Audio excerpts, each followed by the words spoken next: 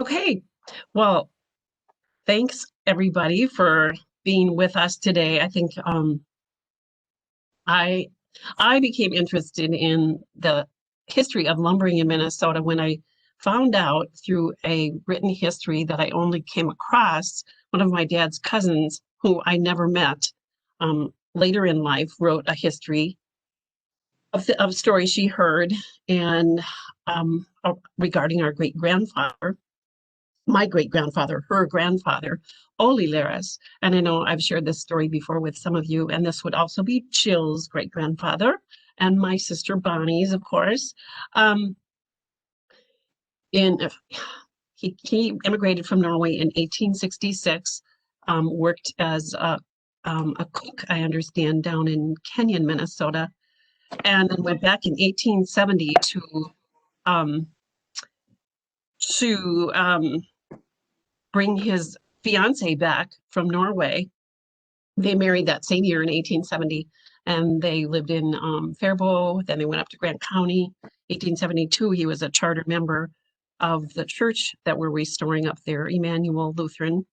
And then in 1874 to 1878, he lived in Minneapolis. Well, one of those years, somewhere in there, the story goes, he was a carpenter, so he went to help build a lumber camp someplace, I don't know where, 50 miles out of Minneapolis. It could have been along the Mississippi, along the St. Croix. It could have even been up in Monticello. I don't know, because there was a lumber camp up here, and some lumbering.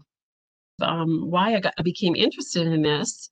Let me put this on from the beginning. Okay. In the beginning, well, it all started out east, of course, and the word for lumber, referring to sawn timber, appeared in the U.S. in Boston in records as early as 1663. The English term used the term lumbered up in referring to logs, timber, and boards which littered the harbor. Later, the colonists began to refer to such timber supply as lumber. The forest industry is the oldest land-based industry in New Hampshire, for instance.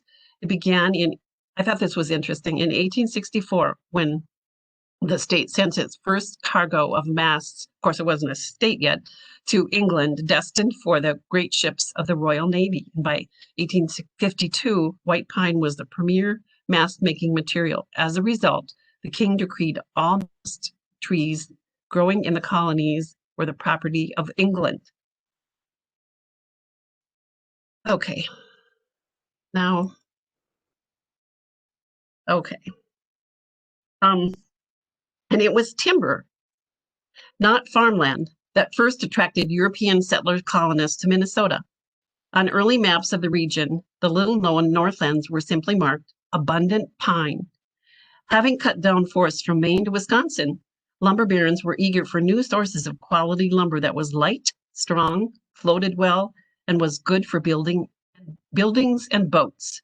The forests of Minnesota promised a bountiful supply of such lumber, of timber, so the barons began to pressure Minnesota's Native American people to sell their lands in order to access the forests.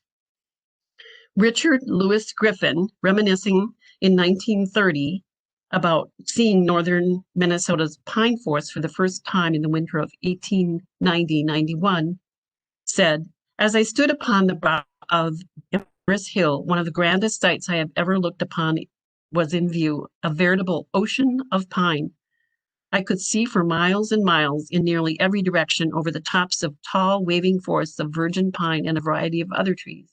I will never or the impression it left upon my mind as I stood there gazing upon this wonderful forest, inexhaustible, enough to last for ages, as I thought at the time, yet within the course of very few years, not to exceed 15.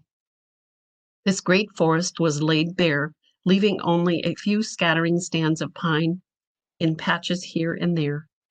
In 1849, the year Minnesota Territory was created, logging was in full swing, especially in the pine-rich lands along the St. Croix and Rum rivers. Logging moved inland and temporary logging camps were erected each winter in a new location close to fresh stand of pines. The lumberjack's first task was at a new site was to clear the area of trees to make room for the camp. And then logging was done in the winter when the dirt roads could be turned into ice roads in order to carry 20-ton sleighs to the river twice daily.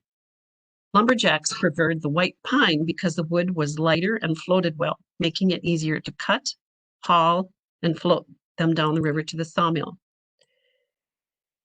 Timber cruiser looked for valuable timber, and he was also known as a landlooker, and he would determine without error the number of feet of timber in each acre of 40 acres of land, basic unit of his calculations. Land sold for as little as $1.25 an acre. He was very brave, often alone. The largest crew he'd ever have with him was 4 men. So he's out in the middle of nowhere by himself, generally, or with 1 or 2 other people. Secretive, yet self-reliant and resourceful, in danger of accidents, broken bones, illness, 100 miles from anywhere. And I'm sure you've all heard of the Lost 40, and I hope you have a chance to go there at some point. If you've not done so, it's really quite interesting. It's a little path that goes through it. Today, less than 2% of Minnesota's forested lands contains virgin or old growth timber. In 1882, a land surveyor by the name of Josiah A. King and his 3-man crew traveled 40 miles from the nearest white settlement called the Grand Rapids of the Mississippi. The crew became confused and they ended up plotting Coddington Lake, about a half mile from where it was actually located. Josiah's crew's error is Minnesota's great fortune. Some of these trees are nearly 300 years old, and there is Steve and I at the Lost 40 a few years ago. And here's another picture during the summer there. The Lost 40 exists because a surveying error identified it as a lake. Being a lake, the property couldn't be sold. And since the property couldn't be sold, it couldn't be logged. And there's no fee to go there, no park permit required near Black Duck, Minnesota. And you can also go cross-country skiing in the winter. And something about Minnesota's first lumber companies. In 1830s, when lumbermen entered Minnesota, it was still part of the Wisconsin Territory. In 38, a pioneer by the name of Franklin Steele at St. Anthony Falls, which later became Minneapolis, lumber driven down from what is now Princeton down the Rum River to the confluence of the Mississippi, where present-day Anoka is located. In 89, New England businessmen headed by George Walker and L.S. Judd started Marine Lumber Company along the St. Croix River, and the town grew around it. And that's what we know today as Marine on St. Croix. In 1840, a mill was erected in Stillwater, and it was quickly taken over by other mills in Minneapolis and Winona. By 1870, 207 mills were operating in Minnesota, and nearly 3,000 men were employed by the industry, with $3 million in capital investment. And what caused such a rapid increase in a 32-year span? Well, one big reason why was because of the development in equipment. Of course, initially, when men started chopping down wood in forests, they only had axes. Later, saws were invented and perfected, enlarged. They kept making them bigger and better. And the early equipment, pit saw, an up and down saw, an old muley, which cut 5,000 feet of lumber in a day, circular saw, invented by men from Maine, patented in 1820, cut 4,000 feet of lumber in an hour. And more improvements with new edging tools, log slips, and later steam engines and steam replaced water rapidly when they realized they could use shavings and sawdust to power the engines. The largest production in the state was in Minneapolis. By 1860, it had grown into a big center using the vast pine forests from the Mississippi Valley. By 1870, It had the largest number of mills with 13 at St. Anthony Falls, and 8 were by water power, 5 by steam turbine, and they stretched all the way 2.5 miles from 4th Avenue North to 38th Avenue North. Sock towns bring other industries, and some of the ones that industries that came into Minneapolis with all the wood available, they made railroad cars, lucifer manches, things for building houses like doors and blinds, lounges and bedsteads, wagons, carriages, barrels for the flour, of course, with all the flour mills there, and boats. And if you've not gone to the wonderful museum in Alexandria called Legacy of the Lakes, I would highly recommend it. It's a lot about the early Scandinavians in the area who were boat builders and had learned that in Norway and set up boat factories in Alexandria with in the lakes area. And a lot of furniture was made. In 1871, the new Nicollet Hotel opened and boasted every piece of furniture was made in Minneapolis by Bernard and Chewy Company. Log towns like Stillwater, Winona cut thousands of board feet of lumber. And then Perham, Brainerd, Crookston, those were all founded on lumbering, Crookston known as Sawdust City. And St. Cloud there was a site of an early lumber mill along the river, along the Mississippi. And now where today's Munsinger Gardens are located on the site of the former H.J. Anderson sawmill in the late 1800s. And after multiple fires, the sawmill never rebuilt, and the city started to acquire land around the destroyed mill in 1910. And then later on, in the 1930s, they created Riverside Park, and it was renamed for Joseph Munsinger, the park superintendent. And that's also another wonderful field trip if you've never been there. I was able to be as part of my master gardening hours when you're a tour guide at Munsinger Gardens, and it was wonderful to be there so often. Lumber camps. The crew built camp after the cruiser had found the best sites of white pine, and they were called shanties, and they gave way to bigger and better shelters. The lumberjacks' first task at a new site was to clear the area of trees to make room for the camp. They built their campsites very hastily, paying more attention to speed than detail. They often left the bark on the logs used for their own buildings. The workers would sometimes take materials such as doors and sawn lumber with them from camp to camp to help expedite the next build.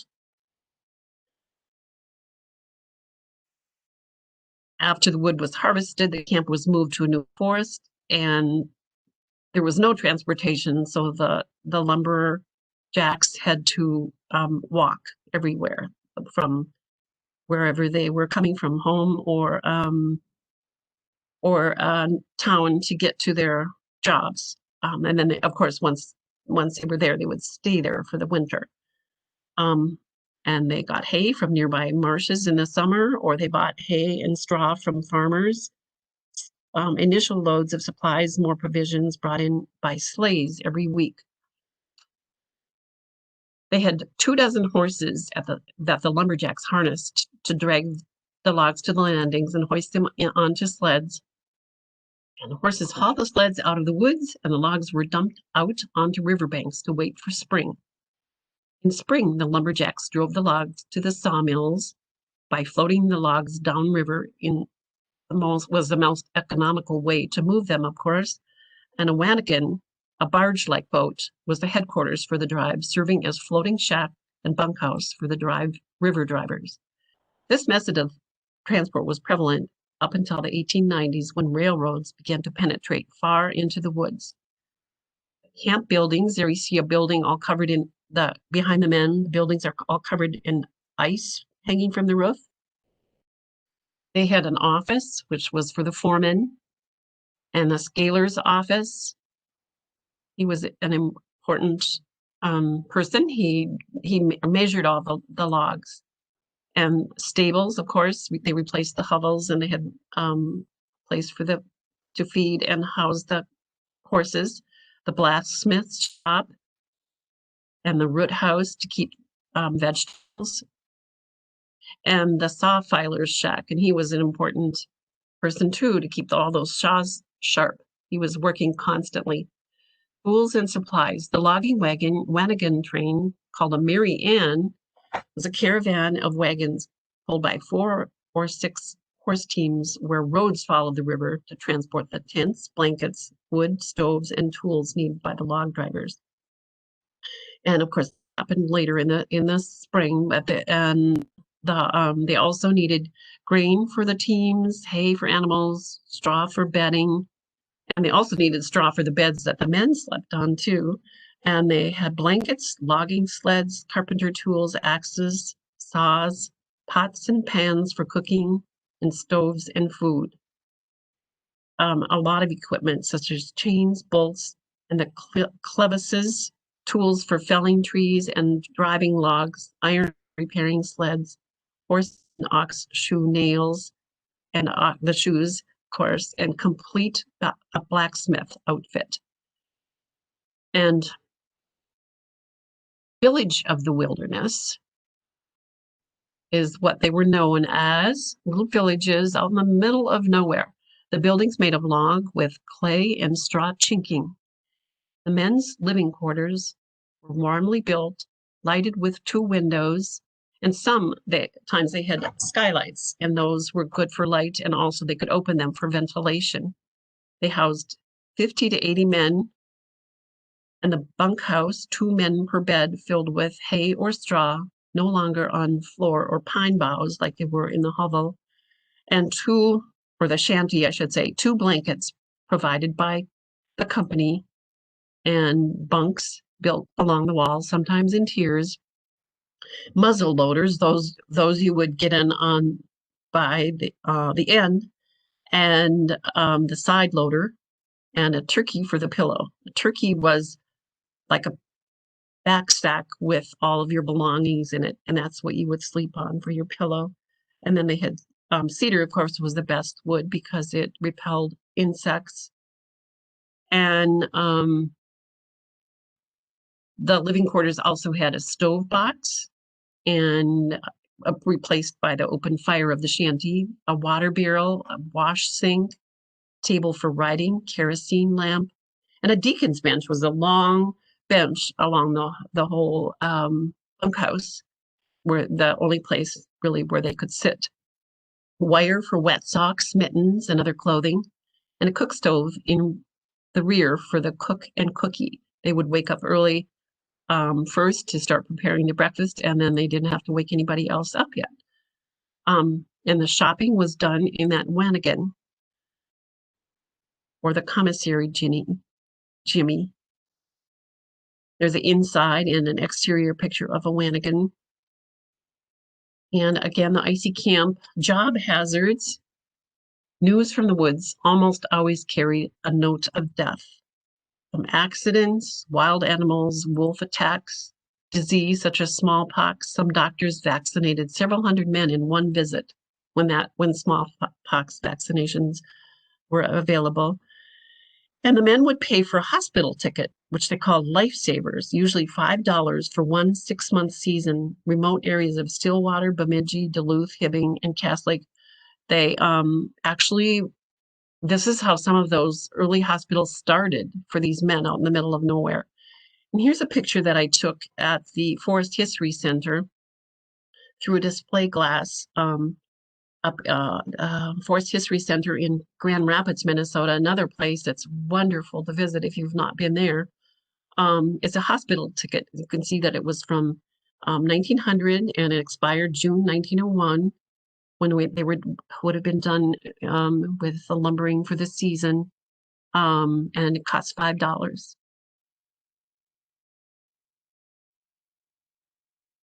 The lumberjack started out as shanty boys from Maine, and Canadians, French and Scottish, and they were replaced by Scandinavians, descended from a long line of ancestors who had lived for centuries in Northern Europe.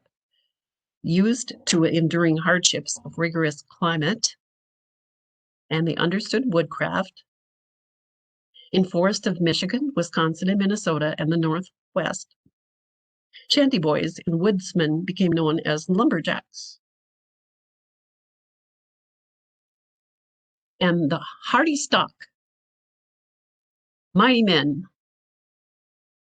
hardy, alert, self-reliant, resourceful. They possessed great courage and endurance, understood bond of brotherhood, rugged wilderness, accommodations were crude.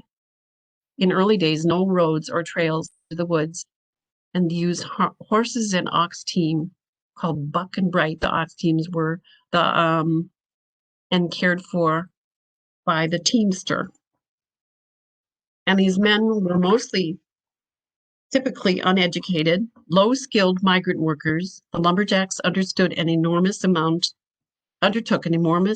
of labor, requiring a diet of around 5,000 calories per day. And the jobs of lumberjacks: choppers felled the trees. The saws, sometimes spelled without the Y, they sawed the trees into log lengths. The swampers cut the brush, trees, and old logs to make roads to get to the choppings. The loader supervised the log loading. Sled tender handled skids and the parbuckle of chains, and the landing man helped unload logs and mark logs with the company's ID. And here are some of the wages that, again, this is taken from a book that I took a picture of from the Forest History Center up in Grand Rapids. The foreman, of course, would make the most at $70 a month, and on down to, like, the cook would make 20. Hauling teamster, they were important. They had to take care of the horses, and they got 35, and you can see the other amounts there, including blacksmith. And a scaler, he would keep track of all the lengths of logs for the company. And they felled the trees for easy access with sleds. If being skidded out, they got at it with the go devil, which I'll show you a picture of.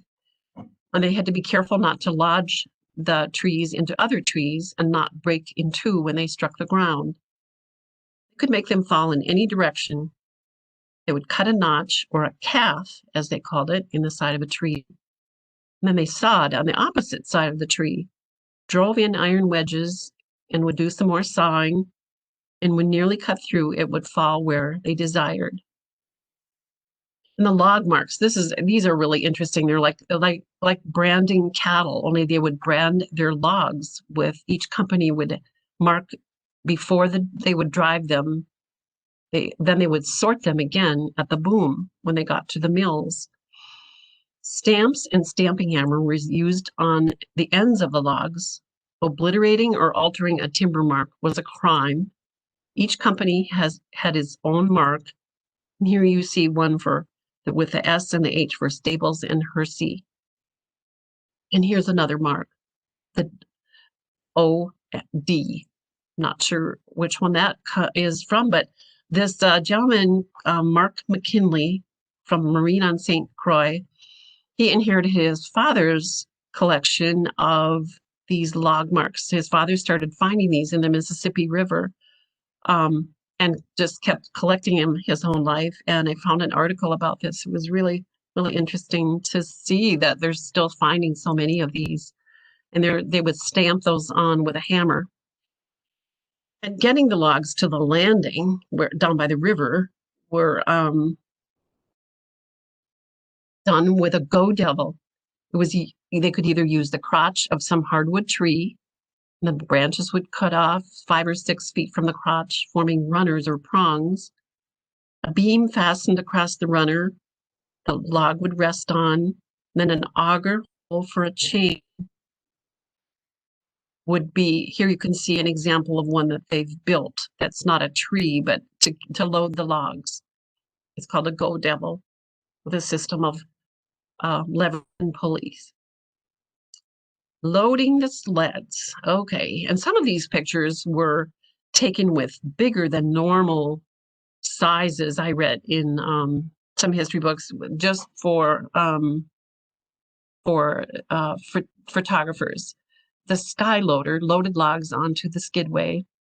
Early sled runners shod with hardwood, and later they used cast iron and flat or rounded, so they had better runners. Rolled onto sleds with chains and oxen, and the logs were piled high at the landing. Logs were scaled by a state deputy, and he sent daily reports to the company foreman. And that was out of St. Paul, where they kept track of all that. Teamsters and horses. There's a great picture. I'm not sure which lumber camp that's from, but I found some of these pictures along the way, and I don't even remember. I think some through the History Center. Ice roads. Like I said, they would turn the dirt roads into ice. They would get water from the lake, and here they are making ice roads so that to make it easier to glide the sleighs across with these big, huge loads of logs. In an uphill clevis is a sleigh break, and that was important because it wasn't always level land, and they had to make sure that they would keep from slipping backwards on a hill. Piles of straw were also used on hills to slow down the sleighs. The clevis is possibly a Scandinavian origin, akin to Old Norse for sklofi. And here's a picture up in the corner of clevis. Rub. Well, I told you how important it was and how much they had to food they had to make, the cooks and the cookies. They had plenty of beans, salt pork, with molasses, and a lot of flapjacks or pancakes, dried apples, coffee and tea. First, they just had tea before they got more coffee available, and I suppose probably mostly out east, and they call that swamp water. That was their slang for that. The vegetables, which they'd keep in the root cellar, of course. And here's a picture of one of their dining halls at a lumber camp. You imagine feeding that many men, and donuts, yay. And yes, some of the cooks were women. I know for sure that they when they were building the camp where my great-grandfather built, there was a woman, the story goes, baking bread in the oven. She probably didn't have a building yet, but she had an oven because they had taken that by downriver. And Oli asked for a loaf of bread. He was so hungry, and the story goes that she said there was not enough loaves of bread for she had sold them all for that day. And when she turned around to get another loaf of bread out of the oven, he threw down a silver dollar and ran off with a loaf of bread because he was so hungry. I love this picture of the women. I wish I knew their names.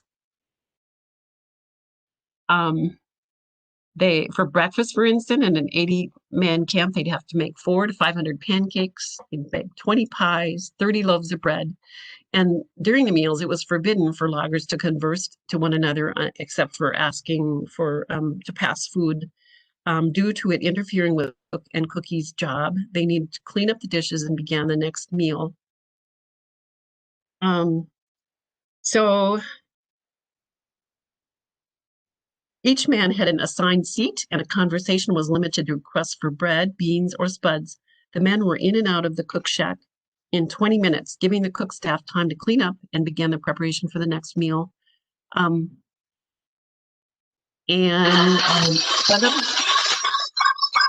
thing. Oh, Carol, you need to turn off your there.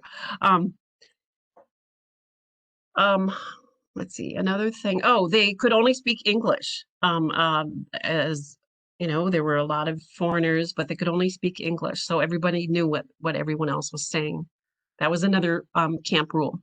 And the bean hole was an early oven that they made by digging a trench in the ground, and it held a cast iron kettle to cook beans, and they made the fire and coals, and then they would put in the soaked beans and with the salt pork black strap or molasses and salt, and they put a cover on tight to keep the ashes out, placed in a hole and covered with coals, and they would go.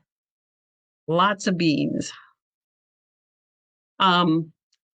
Here's some lumberjack culinary lingo that was from a brochure from the Forest History Center in Grand Rapids again. Axle grease or skid grease was butter. A bake can was a lunch bucket. A bean burner was a bad cook. Fly bread was raisin bread. Kitchen mechanic was a dishwasher. Mud, of course, was coffee. Overland trout was bacon. Sweat pads were pancakes. And tar was bad coffee. The daily grind would be for 6 to 7 months long. The teamsters would get up first and feed their horses at 4 o'clock, and the oxen as well at 4. Then the breakfast was ready. Right after that, by 4:30, they were blowing the Gabriel horn for people to get up, and they would shout, "Daylight and the swamp boys roll out," or some would say, "Roll out," or "Roll out, tumble out, anyway, to get out. This is the day to make your fortune."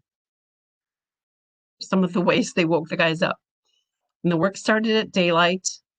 Noon lunch in the woods was brought to them, and they sat around a campfire, boiled coffee there, brought out by the cook or most generally the cookee and the assistant, in with a horse and sleigh with the box that would keep the food. They never saw daylight at the camp. Their supper by 6, bed by 9, except for Saturday night when they probably had some music or a stag dance or played some games, because Sunday they didn't have to work. Lumberjack jargon, can you guess any of these? A sky pilot, that's actually a preacher. Sky route is the way to heaven. Swedish snowstorm is all the flying sawdust. Timberwolf was another affectionate name by the lumberjack given to the cruisers or the land people that would look for, scout for land. Jobber's son, that was the moon when they worked by the moon. Section 37, that is the reference to heaven. Sections in a township, there are only 36 of, so section 37 was their reference to heaven. Brass collar was the person who owned all the lumber, and India silks were your coveralls. Uppers were the best qualities of pines, and white waterman was the person who was really good at working and driving logs in the fast water over the falls and rapids. Bunkhouse, and here's an early picture, and then the picture on the right is the bunkhouse as it looks in these days and at the Forest History Center. During the logging season, the lumberjacks made their home in a rustic bunkhouse that often housed more than 70 men at a time. The men slept 2 in a bunk on prickly mattresses of hay. They sometimes lined their bunks with cedar boughs in an effort to ward off the bed bugs and bothersome body lice that followed the jacks from camp to camp. Each night they hung their wet pants, underwear, and socks overhead to dry. There was a single long bench in front of the bunks. That was the deacon's bench. And that was the center of their social life, where they spent their evenings playing cards, talking, and smoking. And they couldn't, I also said that they couldn't smoke cigarettes at logging camps, but they did smoke pipes. Pipes were a little safer. Lumberjacks looked forward to 2 things, mealtime and springtime. In spring, of course, they would drive the logs downriver, and they were called river pigs or river rats, the log drivers. They floated logs from forests safely to sawmills miles away. In the broader, slower stretches of a river, the logs might be bound together into timber rafts, as you see here. In the smaller wilder sections of a river, masses of individual logs driven down the river like huge herds of cattle. Log jams were a problem. They would break them up using their PVs or their long poles or their possibly sometimes they had to use dynamite, which sounds very dangerous to me to be working with dynamite on a cold river. And the Wanagan, of course, was the kitchen built on a raft, which followed the drivers downriver. And if logs were captured by a log boom at the mill, and that's where they were sorted before being sawn at the mill.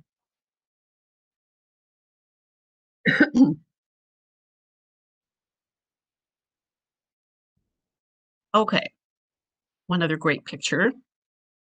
In the 1880s, wherever there was a timber, there was sawmilling. Sawmills were built next to rivers, both the highways that floated timbers from the woods and the main source of power to run the mills. That all changed later with the advent of steam power, of course. Lots of big mills. By 1878, there were 17 in Minneapolis that employed 1,500 men. And there was one year there was a strike at one of the mills, and the men were all fired, and they hired new men.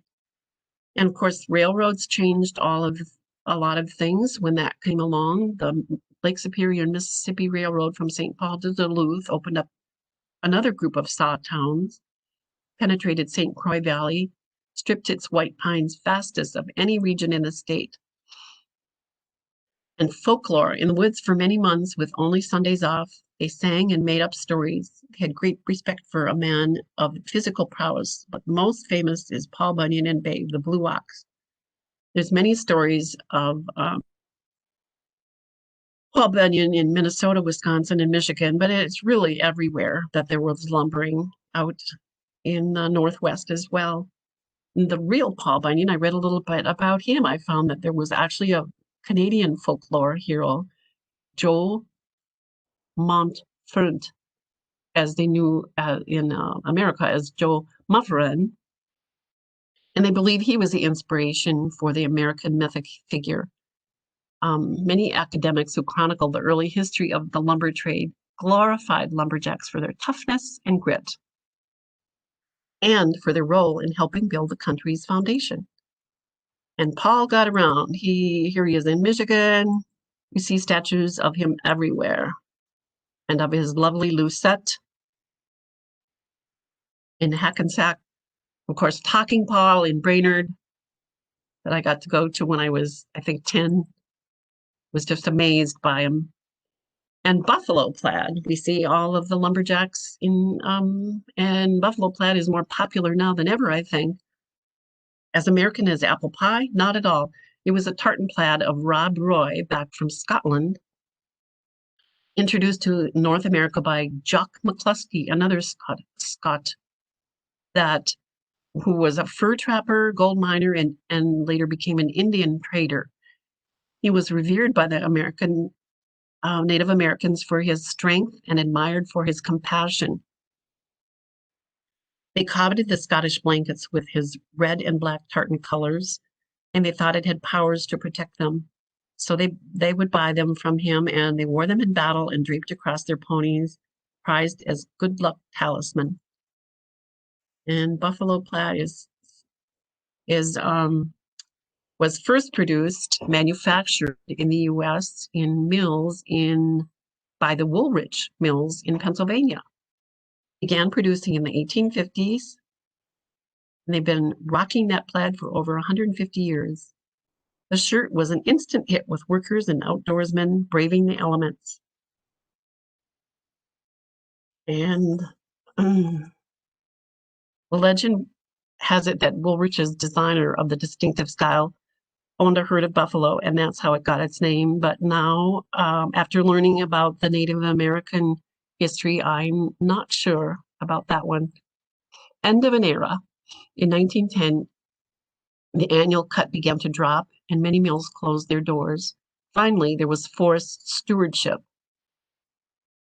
In 1911, the Minnesota Forest Service was created, and by 1929, Virginia and Rainy Lake Lumber Company, largest in the world, closed its doors. In less than 100 years, over 68 billion board feet of pine from the state's forests were logged. 1900 peak year of white pine logging with over 2.3 billion board feet of lumber cut from the state's forests. It's a picture of the last log that came through the St. Croix boom just north of Stillwater in 1914. And they celebrate that. They did mark the 100th anniversary of that in 2014. And lumbering history lives on. We have lots of festivals in Minnesota, log rolling contests throughout the country, hand sawing contests, and lumber camps.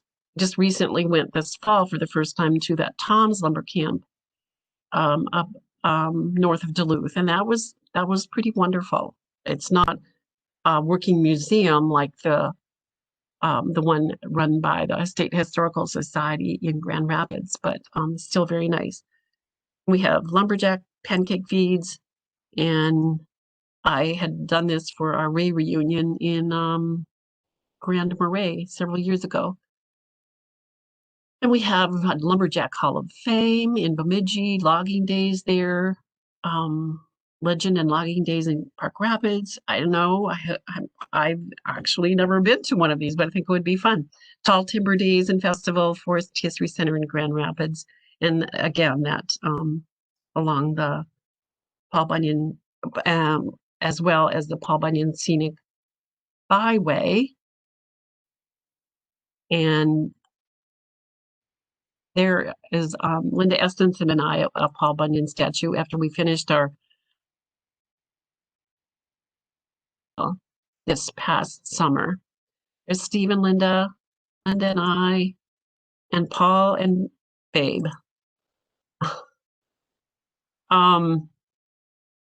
I recommend this book for, it's actually built from William Durbin, is a Minnesota author, Blackwater Ben. I found it and he signed a copy of it for me up in Ely this summer. And it's well written, geared toward young readers, but it's really a good insight and a lovely, endearing story of a cookie, a young man who worked with his father at a lumbering camp. If you're looking for, and there's other books out there. I also came across this website with an oral history that was printed out called, it was narrated by Native American teachings of Paul Buffalo. It's called Forever Flying Bird. Also, the book I read online last night when I couldn't find my Blackwater Ben book, Lumberjack Lingo by Leland George Sorden, who was a professor who wrote this in 1969 by visiting a lot of lumberjacks and collecting some of their lingo and the terms that they would use for their actual terms for their equipment. And chop your own wood and it will warm you twice. Henry Ford said that. And the end. Thank you.